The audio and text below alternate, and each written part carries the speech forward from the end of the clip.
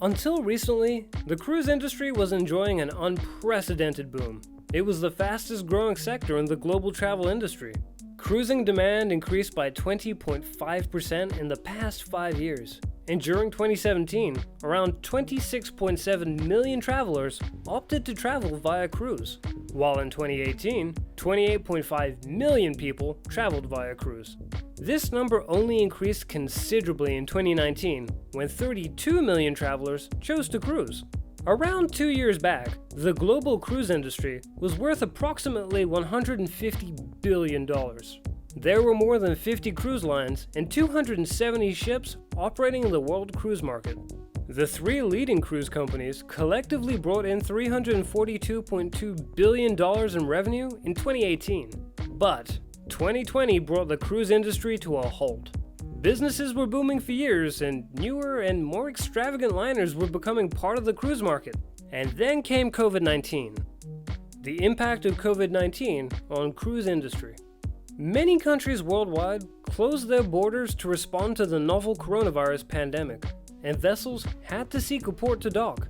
In mid-March 2020, Canada banned all cruise ships with over 500 people from docking in its ports. New Zealand, the United States, and Australia also banned all cruises arriving from foreign ports. These countries also directed all foreign flag ships to leave the country as well. Thousands of passengers were locked at sea and as an impact of COVID-19 and were quarantined on board for over a month before their repatriation. But this wasn't the first time that the cruise industry faced a storm. It's weathered many, including regular brushes with diseases. How can we forget the norovirus, measles, and the H1N1 outbreaks? All of these happened fairly recently. Despite this, cruising was traditionally considered safe for holidays. But that's not the case anymore, all due to COVID-19. Enjoying this video so far? Please don't forget to subscribe and press the bell icon to receive notifications about our latest uploads. Thanks! Now let's get back to the video. Cruise ships proved a hotbed of virus transmission in the initial stages of the pandemic. The Diamond Princess in particular was quarantined for 6 weeks in Japan in spring of 2020, as it reported over 700 confirmed cases. At the time, it was regarded as the world's next big COVID-19 hotspot after China. Outbreaks on the Diamond Princess and other ships took their toll on the world's cruise industry as companies suffered losses in the billions. It was referred to as a catastrophic year. According to the Cruise Lines International Association, in Europe alone, over 200,000 jobs that either directly or indirectly depended on the cruise industry have been lost since March last year. Tens of thousands of employees have no other choice left but to work reduced hours.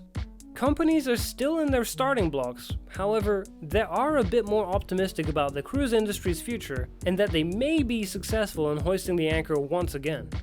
Like the rest of the travel and hospitality industry, it is looking forward and relying on the recently approved vaccines. If these vaccines work as well as we hope they do, cruise ships may set sail in spring or summer 2021. There's a lot taking place in the background, says renowned cruise analyst Thomas B. Isles. Several liners may become operational again in the forthcoming weeks, and some may even set sail within a few days. But could it ever be like before for the cruise industry?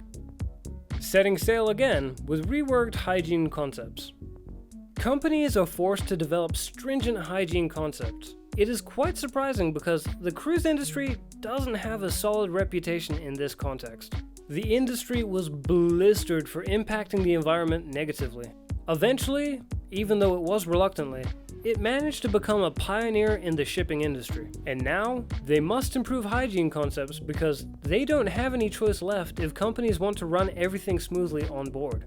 They must avoid coronavirus outbreaks that previously happened on a large scale on cruise ships. Everyone wanting to board a cruise line will have to be tested, and cruise providers will most likely have to bear the costs. Moreover, strict hygiene protocols will be implemented, such as masks for everyone, from passengers to staff members. We believe that cruise liners have the edge over other travel sectors. Theirs is a closed system, which is in sharp contrast to hotel guests on land. Passengers cannot arrive and leave as they will. There are a limited number of passengers on board a cruise liner, and they cannot leave the ship until they reach their destination. Additionally, cruise liners are continuously monitored digitally, facilitating tracing contacts in a case of a virus outbreak occurring. Reestablishing trust, a fundamental requirement. Cruises to nowhere is a term coined by cruise companies to show that cruises are a trusted traveling option in pandemics. However, this term conceals some sobering facts. Outings are allowed for no more than 60% of standard passenger numbers and stringent hygiene measures. Recently, when the first cruises to the Mediterranean, Northern Europe, and Singapore set sail, passengers couldn't leave the ship at all. But that rule has changed slightly now. If local authorities allow, they can disembark, but they will have to remain in their group, and those who leave their group without permission won't be allowed to return to the ship. But in our opinion, the cruises to nowhere concept will not be too attractive for passengers in the long term. It is true that since July 2020, more than 50 cruises have become operational, and around 50,000 passengers have traveled so far on cruises, showing that cruises are possible in coronavirus times. The problem is that for cruise operators, low passenger numbers are directly proportional to losing money. As Illis said, discovering and exploring foreign destinations via sea remains the main attraction to choose a cruise liner for an overwhelming majority of travelers. Now, with the cruises to nowhere concept, passenger freedom has been drastically limited. So, many travelers may not want to take a cruise under these circumstances. Enjoying the video? Remember to hit that like and subscribe button. Thanks. No recovery possible without vaccination? We're still not sure that the cruise industry will recover fully in 2021. It all depends on the vaccine's effectiveness and the expansiveness of immunization. Financial backers are still on board primarily because they know the cruise business is immensely profitable under normal circumstances. And customers are also loyal until now, while cruise demand hasn't declined as intensely or alarmingly as of yet. However, without health authorities' concessions, a new beginning for the cruise industry may be delayed further. Many countries, for example the US, Greece, and Spain, have blocked their ports to cruise liners for an unidentified period. The only ports currently open to the liners are the Canary Islands, but the number of infections is rising in this region as well. For example, the German Foreign Office has issued a travel warning for the Spanish archipelago. While German ports are still closed to cruise ships, it was, and still is, deemed impractical and dangerous to allow thousands of people to board cruise liners, while others aren't allowed to eat in a restaurant or even stay in a hotel. Environmental concerns. A big deal for cruising.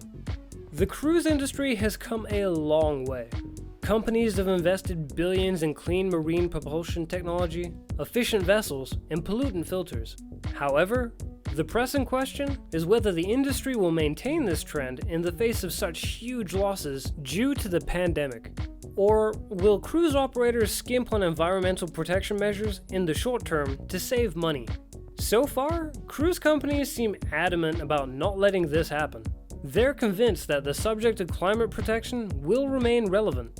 Even during this standstill, they haven't deviated from their mission, and we expect they will not do so in the future as well.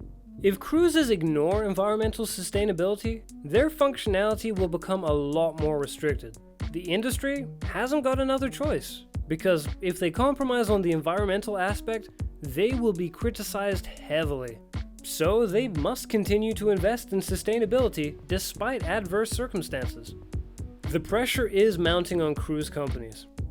The year 2021 will be a testing one for cruise operators. It can be referred to as the year of pressure.